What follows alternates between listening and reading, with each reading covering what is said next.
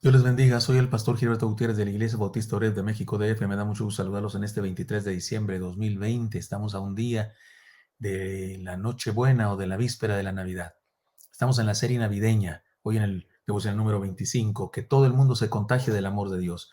Iniciamos un nuevo tema, la esperanza eterna que surge en la crisis pasajera. Abordaremos un nuevo pasaje de la Escritura, es el profeta Miqueas, capítulo 5 de su profecía. Y hoy estudiaremos solamente 2 versículos. Se los leo. Rodéate ahora de muros, hija de guerreros. Nos han sitiado. Con vara irán en la mejilla al juez de Israel, pero tú, Belén Efrata, pequeña para estar entre las familias de Judá, de ti saldrá el que será Señor en Israel, y sus salidas son desde el principio, desde los días de la eternidad. Miqueas 2, 1 y 2. He aquí otro destello mesiánico que surge en medio de una crisis social, política y económica del pueblo. El contexto en el que surge esta profecía es muy claro. El pueblo se encuentra bajo el asedio de un pueblo enemigo y poderoso que amenaza destruir su nación, su ciudad. Su rey ha sido humillado y la amenaza de dominio y muerte sobre el pueblo es inminente. El que se menciona ahí como el juez que ha sido golpeado no se refiere al que después hablará de él, el Mesías, sino se refiere al rey temporal, al rey humano que ha sido humillado. Pero después dice, habla de un nuevo rey, un nuevo poder que se levantará por la gracia de Dios. Como sucede en todos los casos, se trata de las consecuencias del pecado del pueblo y especialmente de sus gobernantes, que habiendo abandonado a Dios y habiendo practicado la idolatría, experimentan las nefastas consecuencias de su mal comportamiento. Tenemos que decir que la promesa de salvación de parte de Dios que surge, que se declara en esta profecía, en este destello mesiánico, no surge a causa de la fidelidad del pueblo, porque no existe fidelidad del pueblo, ni surge de sus buenas obras, porque son más sus maldades. El destello mesiánico o esta profecía, esta promesa del surgimiento de un nuevo rey, surge de la pura gracia de Dios. Surge de la pura gracia de Dios que les sostiene y les da una nueva oportunidad. La profecía es hermosa. Leámosla de nuevo y reflexionemos en lo que nos enseña. Dice así: pero tú, Belén Efrata, pequeña para estar entre las familias de Judá, de ti saldrá el que será Señor en Israel, y sus salidas son desde el principio de los días de la eternidad. Amén. Esto es Miqueas capítulo 5, versículo 2. He aquí las enseñanzas de esta serie, venciendo las contingencias de la vida. Esta es la primera parte o la primera enseñanza.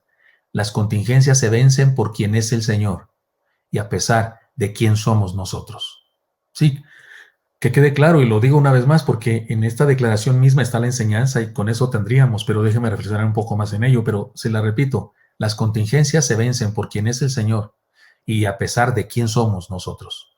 Analicemos el pasaje, este sello mesiánico, esta promesa del Señor muy anticipada, muchos años antes de que sucediera el nacimiento de nuestro Señor. Analicémosla parte por parte. Comienza diciendo, pero tú.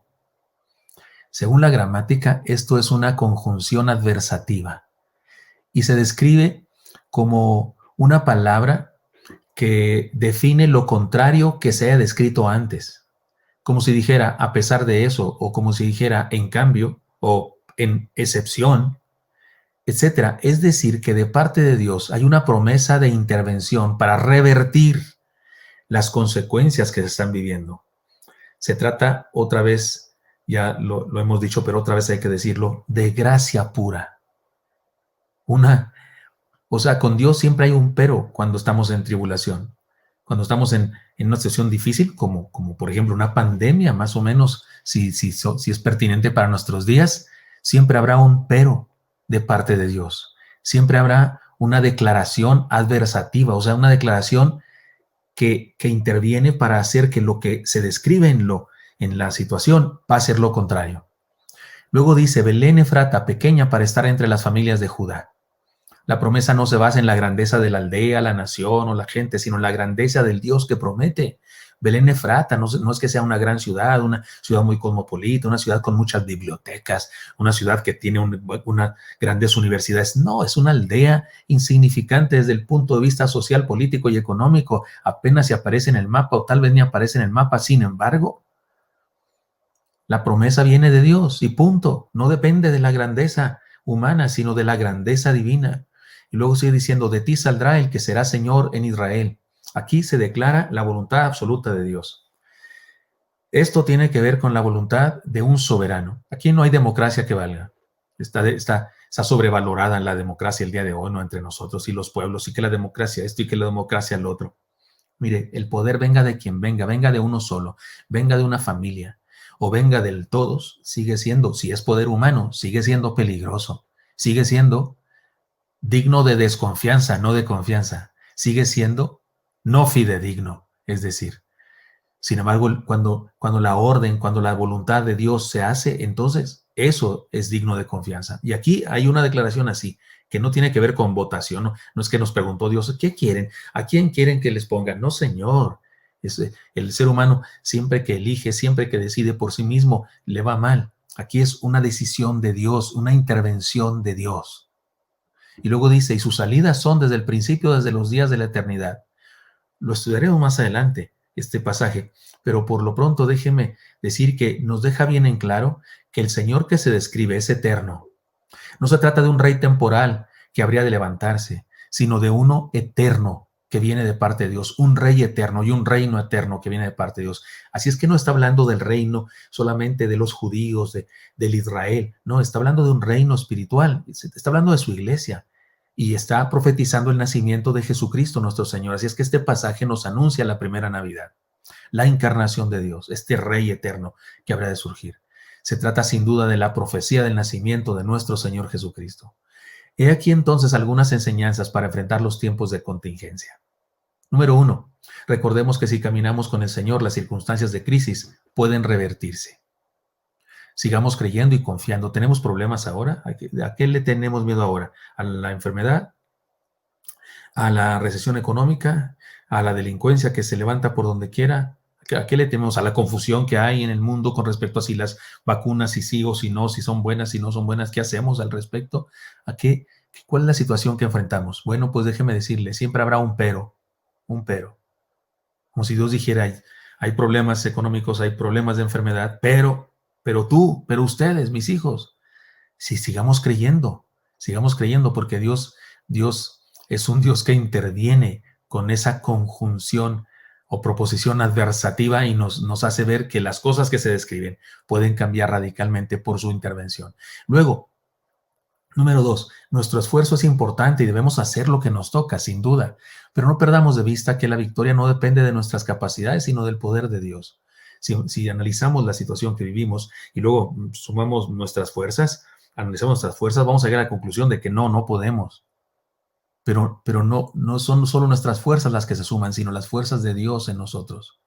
En tercer lugar, si somos discípulos, hijos del Señor, no debemos olvidar que la victoria es la voluntad del Señor. Él dijo que somos más que vencedores. Él ha dispuesto nuestra salvación y nada ni nadie nos puede separar de su amor, punto. Él nos llamó más que vencedores. Es decir, usted y yo no creímos en Él para ver si ganamos, no creímos en Él para ver si nos salva, no creímos en Él y caminamos con Él por si acaso pudiera ser que logremos la victoria. No, Señor. Cuando creímos y cuando le entregamos nuestra vida, hemos vencido. Así decía Juan, ¿no es cierto? Esta es la victoria que ha vencido al mundo, nuestra fe. Y número 4, más allá de los poderes de este mundo, hay un poder eterno que dirige nuestras vidas.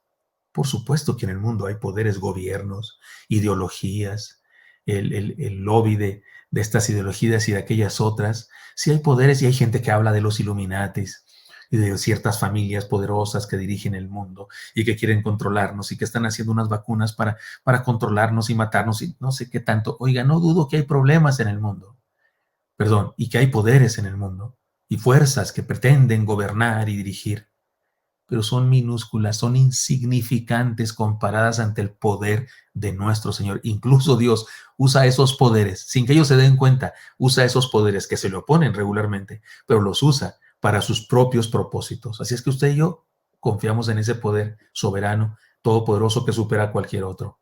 Y número 5, en nuestra pequeñez, Dios agiganta su gracia. Porque siempre pensamos, no, pero ¿quién soy yo para que Dios me conteste? ¿Quién soy yo para que Dios de veras me cuide y me bendiga? Y si usted dice, no, yo jamás pienso eso, yo siempre pienso que sí merezco. Pues si usted cree que merece, usted sí está arruinado, fíjese. Ahí sí para que vea. Porque no merecemos los seres humanos. O sea, el orgullo y la soberbia no van aquí. La Biblia dice muy claramente que Dios aborrece los ojos altivos y que al corazón contrito y humillado Él no desprecia jamás. Así que cuidado, seamos humildes ante Él y reconozcamos nuestra pequeñez y reconozcamos nuestra pecaminosidad y reconozcamos nuestras fallas, porque en nuestra pequeñez Dios agiganta su gracia. He aquí entonces un destello mesiánico que siglos antes de la primera Navidad fue declarado y nos anima a seguir y a superar las contingencias de la vida. Así es que, hermanos, vamos con todo, sigamos adelante confiando en Él. Señor Santo, ponga en tus manos a mis hermanos y hermanas y te pido que nos bendigas, que nos cuides, Señor, de la enfermedad. Bendice a los hermanos que están enfermos en los hospitales, que salgan pronto, Señor, y que salgan con bien. Bendice a los que están recuperándose o están sufriendo la enfermedad en su casa. Protégenos a todos, Señor. Bendícenos, cuídanos. A los desanimados, a los tristes, a los atribulados, a los ansiosos. Te pido, Señor, que les des ánimo, fortaleza, fe. Bendícenos a todos, Dios, y que confiemos en ti y no en las circunstancias que nos rodean. Pongo en tus manos nuestras vidas, en Cristo Jesús. Amén. Espero que esto sea útil para usted y me encantaría encontrarle el día de mañana. Hasta pronto.